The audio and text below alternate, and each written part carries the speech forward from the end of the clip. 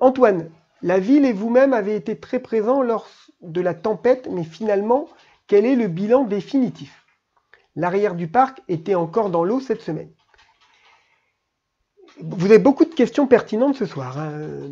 Alors, je vous remercie déjà Antoine de vous être aperçu de ma mobilisation. J'ai déclenché très vite au moment de la tempête Ciaran le plan communal de sauvegarde. J'ai été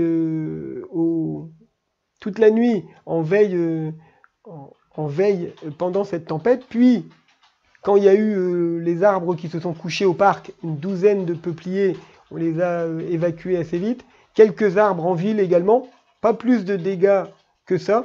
Quelques toitures touchées également, des bâtiments communaux. L'ancienne mairie, on me met un message là pendant le Facebook qu'il manque encore des tuiles. On le sait, ouais, c'est lié à la tempête. On en a déjà réparé, mais c'est lié à la tempête.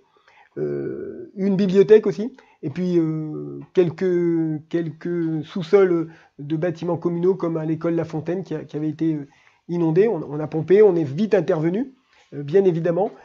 Ce qui reste comme eau à l'arrière du parc, ça c'est normal. Vous allez dire pourquoi le maire dit que c'est normal d'avoir de l'eau dans le parc. Ce sont les zones inondables du parc. C'est prévu comme ça. On a le système de fossés et de watergans tout autour, mais on sait que, en fonction du dénivelé du parc, il y a des secteurs qui, en cas de forte pluie, peuvent être inondés pour préserver le reste.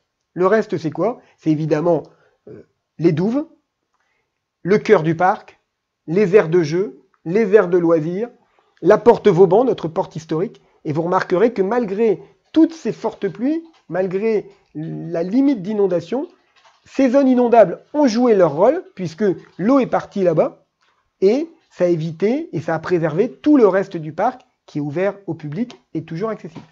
Maintenant, on a réenclenché des pompes importantes qui sont en train de pomper l'eau de ces zones inondables. Mais elles ont joué leur rôle.